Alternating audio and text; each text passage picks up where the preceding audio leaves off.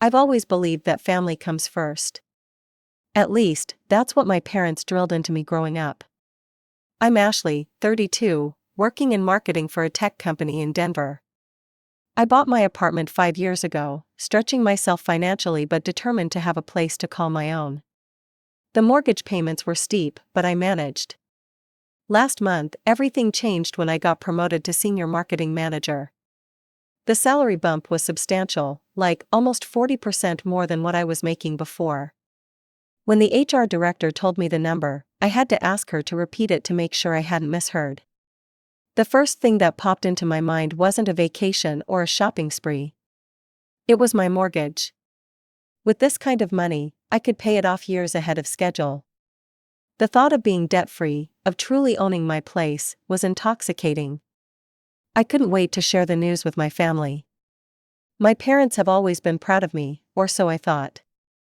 My younger sister Megan recently got married to Kyle, a guy who works in finance but somehow always seems to be between big opportunities. I'd helped them with their wedding expenses last year. It wasn't a small amount either, but I wanted Megan to have her perfect day. Every month, I'd also been transferring $600 to my parents' account for their utilities. Dad retired early due to back problems, and Mom's part-time job at the library doesn't bring in much. I never complained about it. That's what family is for, right? I invited everyone over to my parents' house for dinner to share my good news. Mom made her famous pot roast, Dad opened a bottle of wine, and Megan and Kyle showed up dressed like they were heading to a fancy restaurant afterward.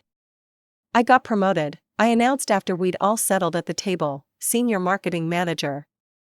That's wonderful, honey, Mom said, serving me an extra-large portion of mashed potatoes. How much more are they paying you? I told them the figure, and their eyes widened. Well, that's fantastic, Dad said, raising his glass, to Ashley's success. Everyone clinked glasses, and for a moment, I felt on top of the world. So, I've been thinking about what to do with the extra money, I continued, excited to share my plan. I'm going to put almost all of it toward my mortgage. If I'm aggressive about it, I could be completely debt-free in about 18 months. The silence that followed was weird. Mom and Dad exchanged glances. Megan put down her fork.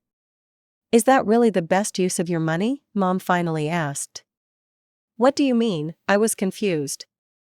Dad cleared his throat. Well, honey, you're already making your payments on time. There's no rush to pay it all off now. Yeah, Megan chimed in, twirling her wedding ring. Actually, Kyle and I have been struggling with our rent lately. His commission structure changed, and things are tight. It would really help if you could chip in a bit each month. I stared at my sister, not sure I'd heard her correctly. You want me to help pay your rent? Just temporarily, Kyle said smoothly, until things pick up again. And your father and I, Mom added, we've been thinking about replacing our car. The repair bills keep adding up, and with a little help from you. I couldn't believe what I was hearing. Wait, let me get this straight. I just told you I got a promotion, and your first thought is how my money can benefit you.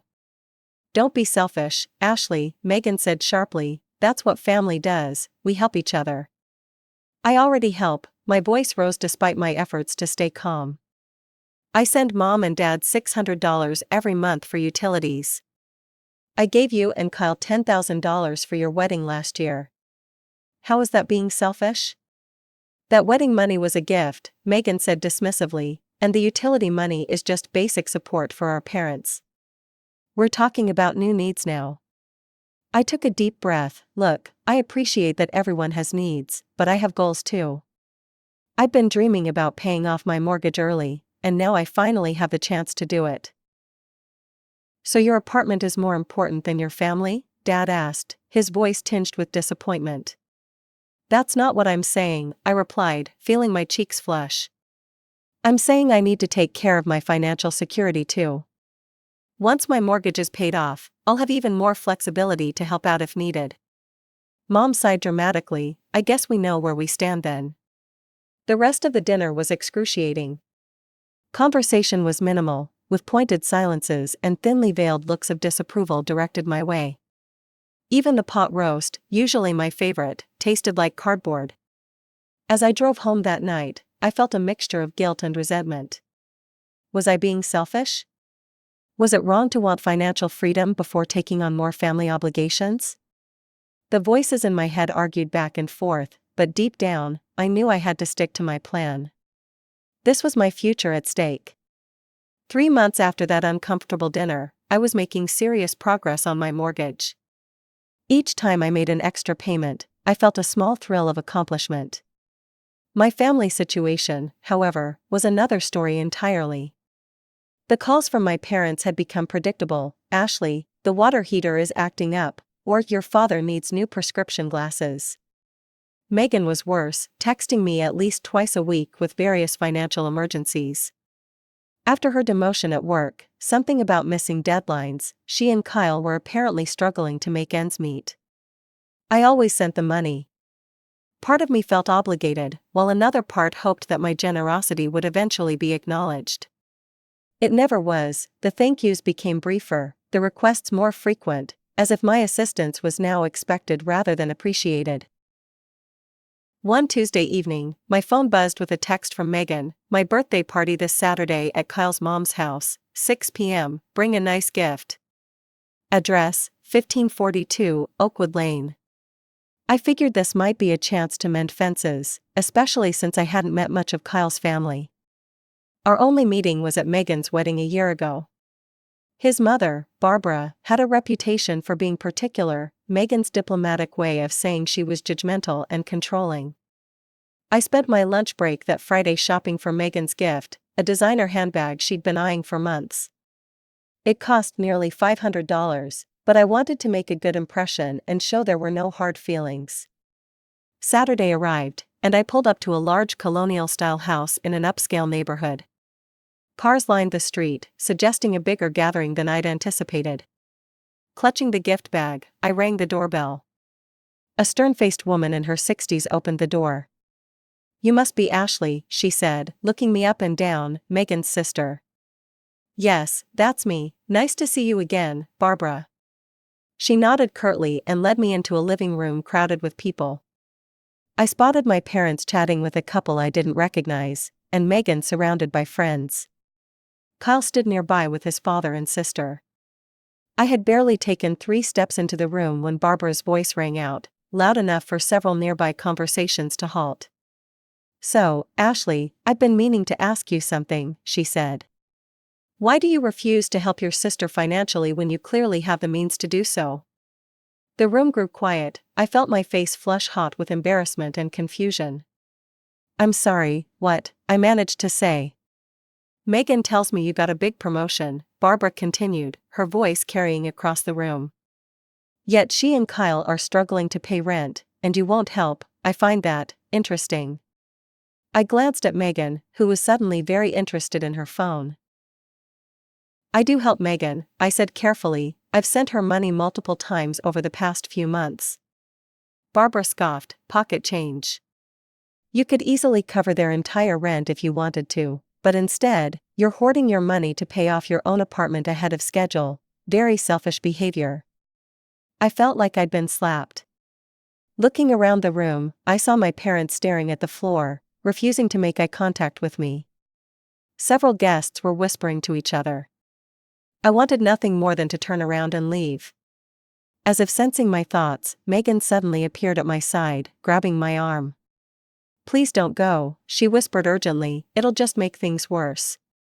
People will ask questions." My parents hurried over as well. "Stay, Ashley," Mom hissed, "don't make a scene." So I stayed, swallowing my hurt and anger.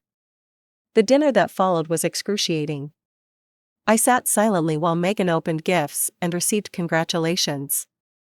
When it was my turn, I handed her the expensive handbag, forcing a smile. "Oh, how nice," Barbara commented loudly, "though I know you earn enough to have bought her something truly special." Several guests nodded in agreement. My parents exchanged glances and nodded too, their silent betrayal cutting deeper than Barbara's words. Megan sighed dramatically. "Not everyone understands the importance of family helping family," she said, glancing meaningfully in my direction. I sat there, stunned by their collective audacity. For the next hour, I picked up my food and spoke only when directly addressed. As soon as I could do so without drawing attention, I slipped out the front door without saying goodbye to anyone. On the drive home, tears of anger and hurt blurred my vision. Days passed with no apology from anyone. Not Megan, not my parents, certainly not Barbara. It was as if the entire humiliating experience had never happened, except that it had, and I couldn't stop thinking about it. The following Sunday, my parents invited me over for their usual family dinner. I nearly declined but decided this was an opportunity to clear the air. Megan would be there too, Mom mentioned. I arrived to find Megan and Kyle already seated at the table. My father was carving a roast chicken while my mother brought in side dishes. The normalcy of the scene was jarring after what had transpired at the birthday party. After some awkward small talk about work and weather, I couldn't take it anymore. I think we need to talk about what happened at Megan's birthday, I said, setting down my fork. The table went silent. What do you mean? Megan asked innocently. I mean how Barbara publicly humiliated me, accused me of not helping you financially, and no one, not one of you, stood up for me. Megan gasped, Don't you dare insult my mother-in-law. Barbara was just telling the truth. You are selfish, Ashley. Kyle nodded, My mother sees through your act. You only care about yourself and your stupid apartment. I turned to my parents, hoping for support, but they looked uncomfortable rather than indignant on my behalf. Well, honey, Mom began hesitantly, you have been rather focused on your mortgage lately. And less focused on your family obligations, Dad finished. I stared at them, these people who had raised me, who I thought would always have my back. In that moment, I realized a painful truth. They saw me as a resource, not as a daughter or sister who deserved respect and support. I think I need a break, I said, standing up, from all of you. The next few months passed in a blur of work and mortgage payments. I'd stuck to my plan, making extra payments whenever possible. With each month, the balance dropped significantly, and I could finally see the light at the end of the tunnel. My relationship with my family remained distant. I still sent my parents their monthly $600 for utilities, and I'd help Megan with smaller amounts when she asked, but our interactions were brief and businesslike. No more Sunday dinners, no more long phone calls with my mom. Then, one ordinary Tuesday morning, I received the email I'd been working toward for so long, mortgage payment confirmation, final payment processed. I stared at my computer screen, barely believing it. With my latest payment, my mortgage was completely paid off.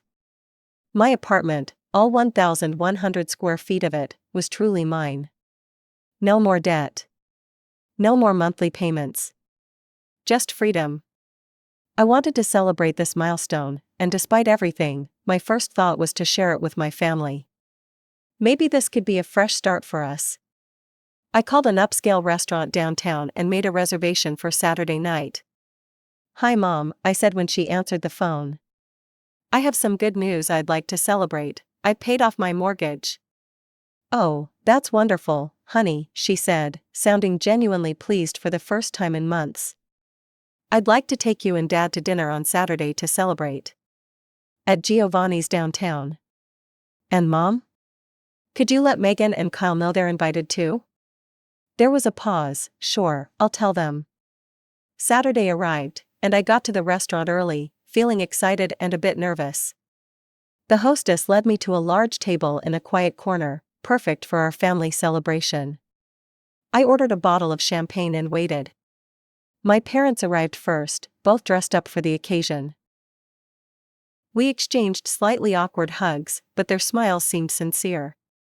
Then the restaurant door opened again, and I froze. It wasn't just Megan and Kyle walking in, it was an entire entourage. Behind them were Kyle's parents, Barbara and Richard, followed by a woman who looked like Kyle's sister, her husband, and 3 children ranging from about 5 to 10 years old. Megan approached our table with a bright smile, as if bringing 7 unexpected guests to my celebration dinner was perfectly normal. Hope you don't mind the extras, she said casually, this is my family now, so I figured they should be here too. I sat there speechless as Kyle's sister corralled the waitstaff to rearrange tables to accommodate everyone. Barbara gave me a curt nod but didn't bother with a greeting. Since Ashley's paid off her mortgage, Megan announced to the group, she can afford to be more generous now. So everyone, order whatever you want, the most expensive dishes on the menu. The children cheered, and everyone started eagerly scanning the menu, pointing out truffle-infused dishes and premium steaks. I sat there, stunned by their audacity. My parents were studying their menus too, not meeting my eyes. Were they in on this? Something inside me shifted. Maybe it was watching Barbara smugly order a $120 bottle of wine for her side of the table. Maybe it was seeing Kyle's niece demand the restaurant's priciest seafood platter. Or maybe it was just months of built-up resentment finally reaching its breaking point. I excused myself, saying I needed to use the restroom. Instead, I found our server and pulled her aside. "I'd like to modify my reservation," I said quietly. "Could you please prepare separate bills for each party? I'll pay for myself and the table reservation fee, but everyone else will need to cover their own orders." The server looked a bit surprised but nodded, "Of course, ma'am." When I returned to the table, everyone was chatting and ordering appetizers without a care in the world.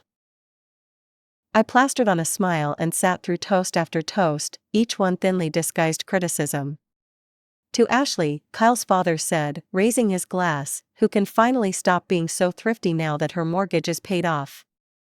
To my sister, Megan added, "Who will hopefully realize that family deserves her generosity more than a bank." My parents chuckled at these jokes, nodding along as if they were harmless teasing rather than blatant attempts to guilt me into paying for more things. I saw my family through new eyes that night. Dinner progressed, with everyone ordering multiple courses and expensive drinks. The children spilled sodas that had to be replaced and demanded desserts they barely touched. I calculated that the bill must be approaching several $1,000s. Finally, as coffee was being served, the moment of truth arrived. The server appeared with a stack of separate checks, which she began distributing around the table. "There must be a mistake," my father said immediately. "This should all be on one bill. My daughter is treating us tonight." The server looked at me questioningly. "Actually," I said, my voice surprisingly steady, "I asked for separate checks. I'm paying for my meal and the table reservation fee, but everyone else is responsible for their own orders." The shocked silence that followed was almost worth the months of frustration. "This is outrageous." Barbara was the first to recover. "You invited us to dinner." "Actually, I invited my parents, Megan, and Kyle," I corrected her. "Everyone else invited themselves. And it was Megan who suggested ordering the most expensive items, not me." But this bill is over $500 just for me and Richard," Barbara sputtered. Kyle's sister looked panic-stricken as she stared at her family's bill, which included all the children's orders. "This isn't fair," Megan cried out. "You know we're struggling financially. And yet you ordered the $75 steak and two $18 cocktails," I pointed out calmly. I took out my credit card and handed it to the server along with my individual check. "I'm all set."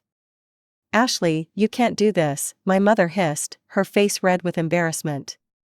"Actually, I can, and I am." I stood up, turned to the server, and said loud enough for everyone to hear, "Please make sure they all pay their bills, don't let anyone leave without paying." I walked out of the restaurant to a chorus of angry protests and desperate pleas. My phone started buzzing with texts before I even reached my car, but I ignored them all. Back home, I turned off my phone and slept better than I had in months. When I woke up the next morning and finally checked my messages, there were dozens of missed calls and angry texts demanding I return to the restaurant and pay the bills, apparently totaling about $3,000. The pounding on my door started around noon the next day. Through the peephole, I could see my parents and Megan standing in the hallway. They looked furious. Part of me wanted to pretend I wasn't home, but I knew this confrontation was inevitable. I took a deep breath and opened the door. They didn't wait for an invitation. All three pushed past me into my living room, their faces red with anger. "How could you?" Megan shrieked. "Do you have any idea how humiliating that was?" My father pointed his finger at me. $3,000, Ashley, that's what you stuck us with last night, $3,000. We had to put it on our credit card, my mother added. We'll be paying interest on that for months. I crossed my arms and leaned against the wall, and whose fault is that? I invited 4 people to dinner, 11 showed up. They're my family, Megan shouted. Kyle's parents wanted to celebrate with you. No, they wanted a free meal, I corrected her. Just like they've wanted free money from me all along, just like all of you have. That's not fair, my father protested. Isn't it? I raised an eyebrow. Mom, Dad, when was the last time you called me just to chat? To ask how I'm doing? It's always about money, always about what I can give you. That's what family does, my mother insisted, we help each other. Funny, it seems like I'm the only one doing the helping. I walked to my desk and pulled out a folder. I've kept track, you know. In the past year, I've given you over $10,000, not counting the monthly utility payments. And Megan, I've given you nearly $15,000, including your wedding contribution. They stared at me in silence. And it's never enough, is it? I continued. I pay for your utilities, and you want a new car, I help with Megan's wedding, and suddenly I'm expected to pay her rent too. I invite you to celebrate my accomplishment, and you bring an entire extended family to cash in. You're twisting everything, Megan cried, we're struggling. Kyle's job isn't stable, and my pay got cut. Meanwhile, you're sitting pretty in your paid-off apartment. An apartment I worked my ass off to pay for, I shot back, no one handed me anything. I earned every dollar, saved where I could, and made smart financial decisions. All while continuing to help you. And now you need to help again, my father said. You need to reimburse us for last night and apologize to everyone, especially Barbara and Richard. I actually laughed at that. Apologize? To the woman who's done nothing but insult me? To the family who crashed my celebration and ordered the most expensive items on the menu deliberately? No, that's not happening. So you're just going to leave us drowning in debt? Megan's voice rose to a shriek again. You created that debt, not me, I replied calmly. And speaking of debts, I've made a decision, I won't be sending the monthly $600 for utilities anymore. And Megan, no more financial bailouts for you either. The shock on their faces would have been comical if the situation weren't so sad. You can't do that, my mother gasped. I can, and I am. I walked to the door and held it open. I think it's time for you to leave. We're not going anywhere until you agree to pay us back. Megan planted herself firmly on my couch.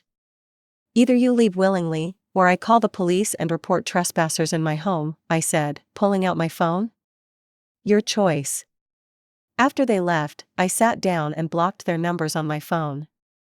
Then I poured myself a glass of wine and toasted to my new beginning, one without financial manipulation from the people who should have been my biggest supporters. The next 2 months were surprisingly peaceful. I occasionally heard through mutual friends that my parents and Megan were spreading rumors about me, calling me selfish, greedy, a terrible daughter and sister. It stung at first, but I realized their opinions no longer held power over me. I redirected the money I used to give my family into investments and a travel fund. I took a solo trip to Portugal, something I'd always wanted to do but had put off due to family obligations and mortgage payments. I started dating again, joined a hiking club, and even began volunteering at a financial literacy program for young adults. One evening, as I was walking home from a volunteer session, I ran into my mother's friend Susan at the grocery store. Ashley, it's been ages, she said, giving me a hug. I hear things are strained with your family right now. I nodded, bracing myself for a lecture about family loyalty. Instead, Susan surprised me. Your mother tells everyone you abandoned them, but I've known your parents for 30 years. They've always expected others to solve their problems. She squeezed my arm. Good for you for setting boundaries. That brief encounter was validation I hadn't realized I needed. Other people could see the dynamic for what it was, not a selfish daughter, but a family that had grown accustomed to exploiting my generosity. A week later, I received a letter from Megan, not an email or text, but an actual handwritten letter. For a moment, I considered throwing it away unopened. but curiosity won out. Ashley, it began, Kyle and I are getting divorced. His mother convinced him I'm not good enough for their family. The irony isn't lost on me. I've been thinking about how I treated you, how we all treated you. I won't ask for money, but I would like to talk someday, Megan. I folded the letter and put it in a drawer. Maybe someday we could rebuild our relationship, but it would have to be one based on mutual respect, not financial dependence. As for my parents, I heard they'd downsized to a smaller house, something they could actually afford on their income. Part of me felt guilty, but a larger part felt relieved. They were finally taking responsibility for their own finances.